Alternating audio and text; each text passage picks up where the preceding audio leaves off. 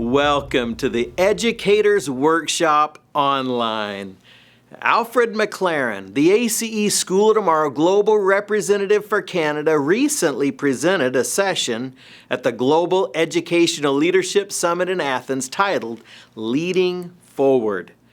If you don't know Brother MacLaren, you'll enjoy getting acquainted with him right now. He's been involved with A.C.E. School of Tomorrow for nearly 30 years in Canada. First, as a field rep. Subsequently, he served a stint in school services and now for nearly 20 years as manager of A.C.E. Canada. His gifts are administration and accounting. He's an accomplished pianist and vocalist, but he also has a heart for the Lord and the children we serve. It is my hope that he will be an encouragement to you as he shares with us on the topic of leading forward. And now, Alfred MacLaren. Well, good afternoon, everyone. I have been thoroughly enjoying all of the sessions. And as someone who has formally and officially received their first government old age pension, I have a mantra that I live by, and that is, age is inevitable, but maturity is optional. I'm going to be young forever. Well, do you know, life is a series of events. Some planned, some unplanned. An adaptation of a famous Robert Burns quote says, "The best laid plans of men and mice often go awry." Have you heard that before? And I've learned in life that this is so true. No matter how hard we plan, things happen. We all planned. It seemed like yesterday that we started planning to come to Greece and onto Bali. And we blinked, and here we are. Now, in that process, all the plans we made, did every one of those plans work out? No. But in spite of that, plans still worked out.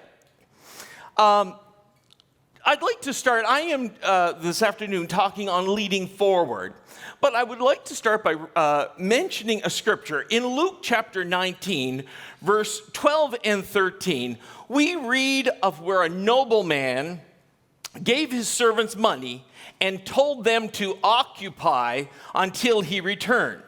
This was a waiting period. You know, life often it's a waiting period. From the time we're born till the time we make heaven our home, we are merely biding time for that great day. Now, we got to make the most of it, don't we? While we're on the face of this earth. This time period was a waiting period, yet one that entailed planning for the future. So while we've got heaven in mind, we've got to plan. And that's what we're talking about today, is planning. Time passes. We all get older. We need a plan. Now, I want to be like the great men of old, Joshua and Caleb, and they saw that mountain. You know, I always say, I'm never going to give up without a fight. I want to conquer whatever God places in front of me, whatever plan he has for my life. And I believe that's how each one of us should be. But at the same time, we need to plan. A succession plan. We're talking about succession plan. A succession plan is a critical process for organizations, ensuring a smooth transition of leadership roles and safeguarding the organization's future. You put all your work and effort into something, you want to make sure it continues, correct? So, you know, there's nothing worse than listening to someone who has no clue what they're talking about, correct? So I thought I would share just a few points from my own life where I have experienced the leading forward concept, where the baton has either been passed or been received. And throughout my life, I've had that privilege of experiencing both sides of that leading forward plan. So I understand the importance of a plan. So, many years ago, in my early years, I pastored for 15 years. I was offered a position as an assistant to an elder pastor, and then quickly thereafter took over as senior pastor of the church. So I experienced that handover transition of moving into a pastoral role. Now, in doing so, I had to learn at a young age how to honor the past leadership decisions while initiating changes that would fit with my or the new leadership style. Now, anyone who's ever been in this situation knows that this is a very delicate process. Not necessarily for the outgoing, although that can be a challenge, but for, in this situation, it was a congregation who was used to that prior leadership style. So I experienced that, and I had to learn to balance both the past and the present while ensuring, and here's the word of the day, stability. Stability in this process of leading forward is one of the key and most important functions or parts that we got to make sure takes place. Because I've learned down through the years that people like stability. People like stability. The next was replacing a leader in a district level position within our church organization that I was part of at that point in time.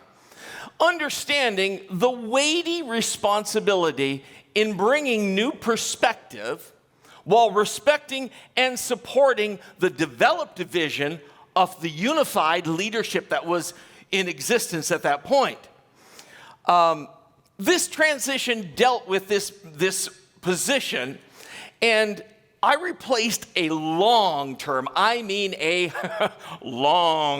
elder who had been in that administration position in the organization.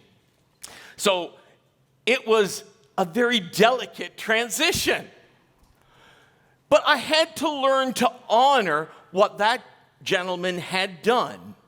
Because what was the word of the day? Stability. Because I had to make sure that I kept the stability in the administration.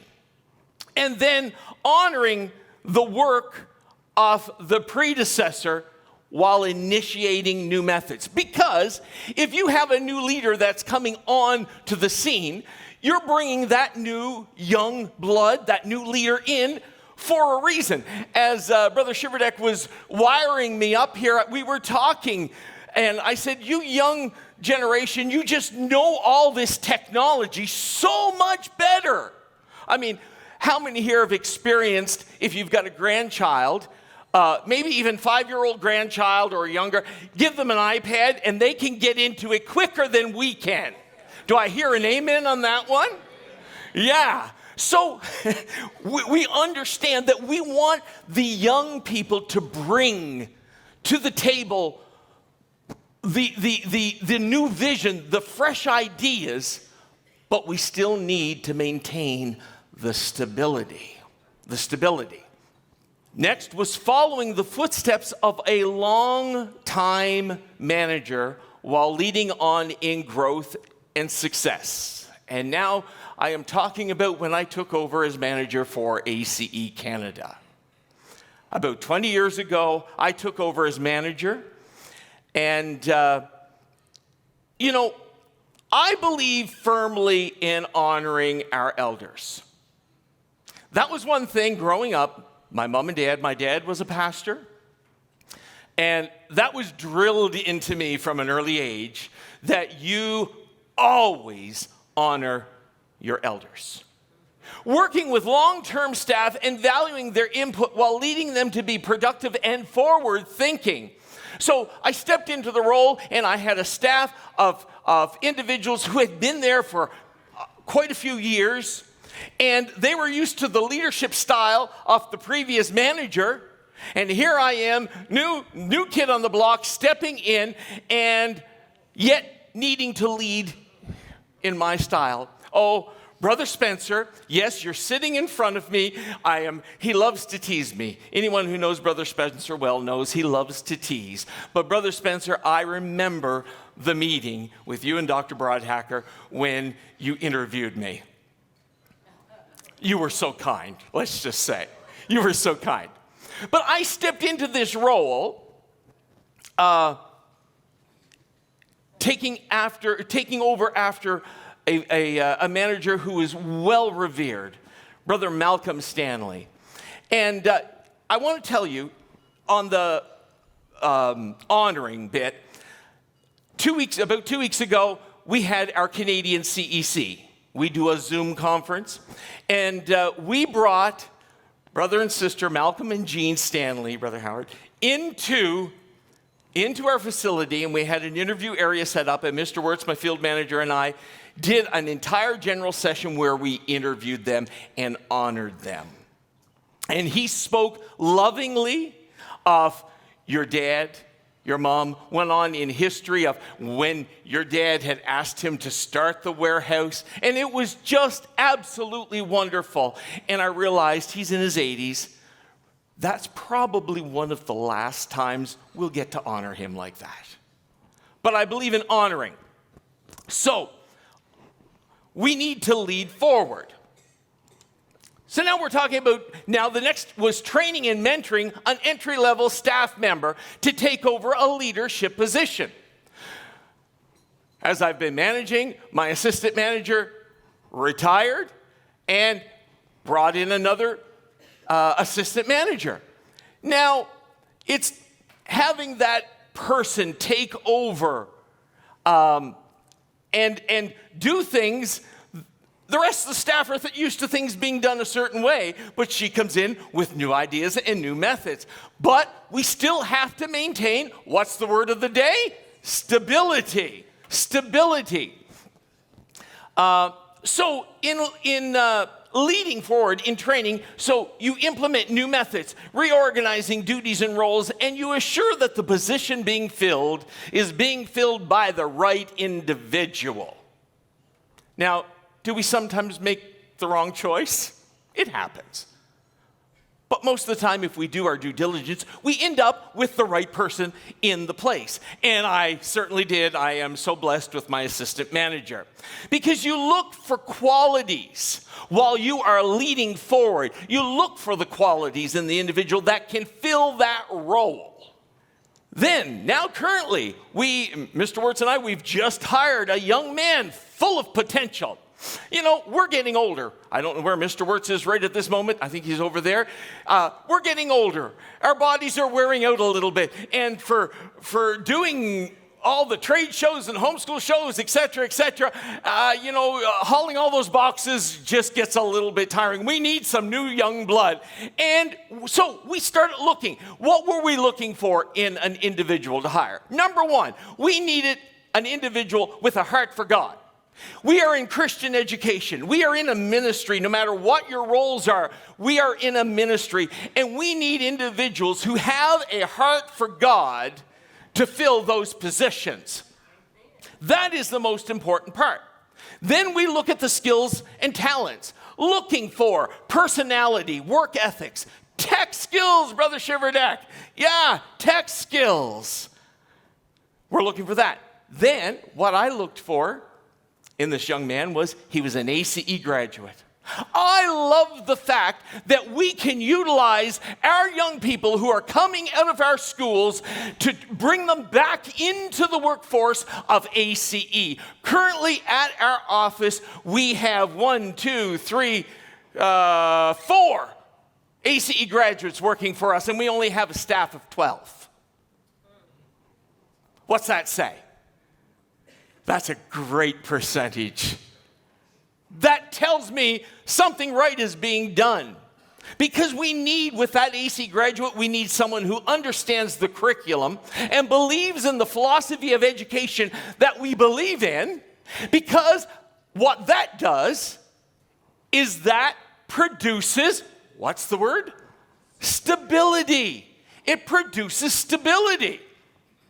So let's talk about the benefits of succession planning. No matter what your ministry is, if it's your church school, your church itself, whatever, if it's a ministry, we need to look at the benefits of succession planning. So, first of all, emerging leaders learn from current leaders, ensuring a seamless transition when the time comes. Listen close to this statement. We learn best from the best. Isn't that deep? We learn best from the best. High potential employees receive opportunities to shadow current leaders, learn from their experiences, and develop the skills needed for future roles. Do you know that opportunity equals development? This young man that we hired, he's so excited. He wants to know everything. And I love that. I'm going through and he'll say, "What are you doing, Mr. MacLaren? Can you explain what this is? Can you show me this? Can you?" And it's so exciting to see that quality. Because in leading forward, having that kind of a quality in an individual you've hired or brought on your ministry team, it is going to bring you stability. Leaders promoted from within have the opportunity to work with others who have shared the same values and vision for the organization or ministry. These new leaders will then be in the position to act based on those values. And those shared values, which they've learned as they were in a lower position within your ministry, those shared values, as they come up through, what do? They bring stability. It brings stability. You see, after pastoring for 15 years, if there was one thing I learned when I was pastoring, is that a congregation loves stability. Amen. So, we are now going to look at the steps, actually 6 steps, for successful leadership succession, or what I like to call simply leading forward. Leading forward. So first we're going to look at critical versus vulnerable positions. Now, vulnerability refers to positions where there is no identifiable successor. Knowledge and functionality loss occurs. So you have an individual who has never train someone to come up, yet they're the kingpin, so to speak, of your ministry. They're the one who has all the vision, the knowledge, the understanding of how things run. If suddenly they were to go off the scene, what happens to the ministry? It flounders. It flounders. It's like if you have a small school and you've got one supervisor and no one else knows how to supervise, and halfway through the school year there's a car accident, God forbid, what happens to your school? And I'm going to touch on that again in a little bit here. So a vulnerable position means if they're gone, knowledge and functionality ceases. Whereas a critical position, and our positions are critical, but these positions left unfilled, they'd impact an organization's operations, but the knowledge is not lost. The knowledge is not lost. So, keep those in mind as you're looking at leading forward. So, we need to determine the eligibility requirements. You need to know criteria required to fill the positions if they're vacant, as well as the skills, knowledge, and abilities required to succeed in the role. And once you've determined these points, you will find it easier to assess a potential replacement. So simply, And I encourage this, even in your school ministry, if it's your church, no matter what the structure is, have what's called a job description or a list of criteria. Make sure it's written down, filed someplace, that if something happens, it can quickly be pulled out of a file. And you know exactly what you're looking for and what you need. You're not scrambling, oh, who do I need and what do we need to have, what kind of qualities and criteria. Then, decide who can serve in the interim if needed. You need to identify employees who can serve based upon eligibility requirements. If a vacancy occurs, these individuals can step in and keep the business functioning until a replacement is found. In other words, you need to have individuals in your organization, in your ministry, who are multi-trained, who can step in. Now, not that I would be fantastic at it, but if our shipper was sick or couldn't be there, I have the ability, yes, Miss Alana, to step into the shipping department and ship. If our supervisor is sick, I often fill in the school. And our employees are the same. You need to multi-train your staff. Assess your internal talent. Take an overview of your employees. Do you ever write down their strengths? Brother Yoko, leading from your strengths, we still use that. One of the best products ever. I love it for understanding employees. Leading from your strengths. So assess your internal talent. Hiring internally, especially for leadership positions, comes with many benefits as opposed to bringing someone in from the outside.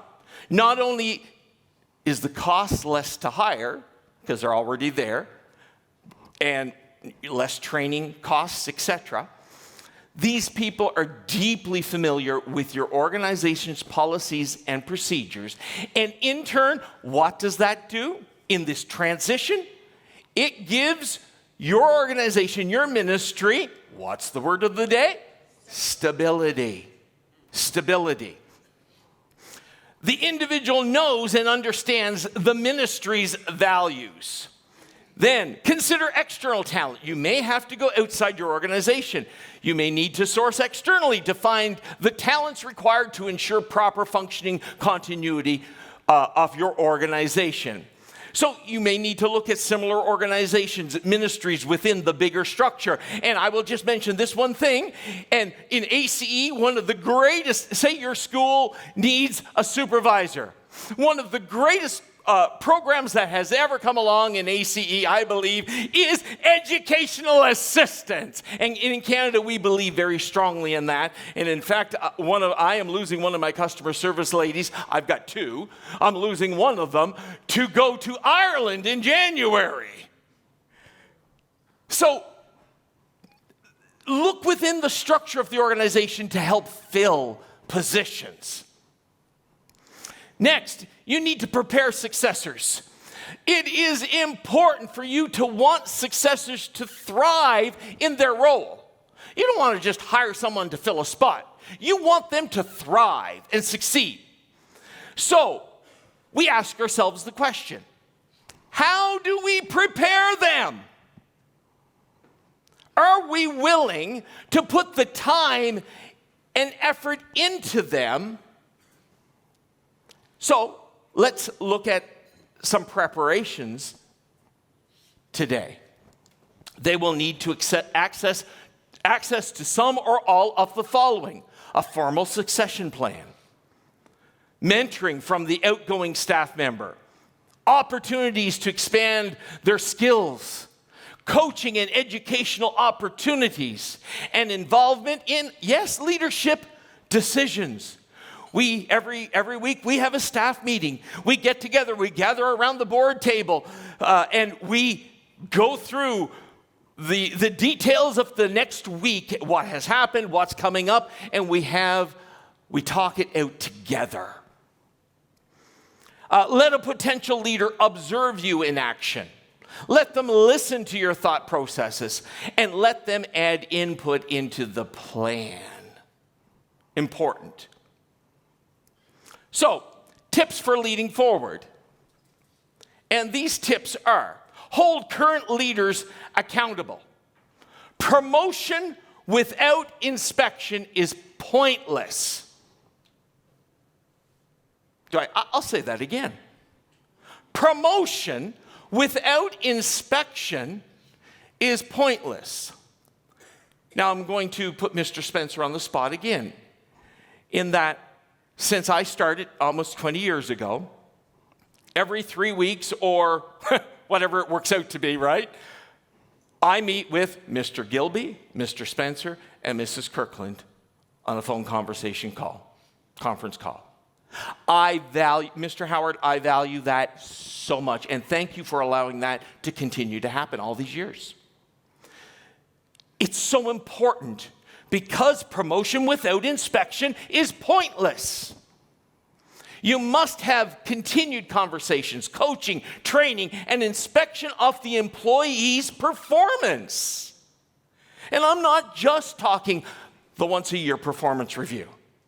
I am talking being there, asking your employee, asking your supervisor, your principal, how's things going? Is there anything that needs to change? Is there any way that we can help? Because that will bring what to your organization? Stability. It'll bring stability. There's a saying that goes, you get what you inspect, not what you expect. That is so true. It's so true. Next, you need to be flexible. Life is what happens when we are making other plans. So many things, events, and personal decisions impact our ministries of the people involved. So we need to be flexible. Leading forward with a plan helps flow with these changes. It helps flow. Change is inevitable. Even in our lives, change is inevitable because you can't predict the future, can you? No, you can't predict the future. So you need to share knowledge. Knowledge is power, and your organization should do its best to spread that knowledge to everyone. Cross-training. Oh, yes, should be used to expand your employees' skill sets. And I've already mentioned it at A.C.E. Canada. We cross-train. All of our staff are multi-trained to fill in. Because we're such a small staff, if someone's sick, it impacts. So we're cross-trained. The more you help everyone expand their skill sets, the greater number of potential leaders you will have access to. And that's what's so exciting. That's what's so exciting. I see this several of these young ladies in my staff, especially the young lady who's going to Ireland. She's got amazing qualities and capabilities. And I know because of all this training and with educational assistance, she's going to go places. Why? Because we've done the leading forward. Excellence, in closing, I want you to know this statement. Excellence starts with your attitude. Don't expect excellence from someone else if you don't have it yourself. Do you know what I mean? Excellence starts with your attitude. Your attitude. You want to be professional? Act professional. Look professional. In your schools. Make your school professional. It's all about attitude. And that is the plan to succeed by leading forward. And before I leave, what's the word of the day? Stability. Lord bless you.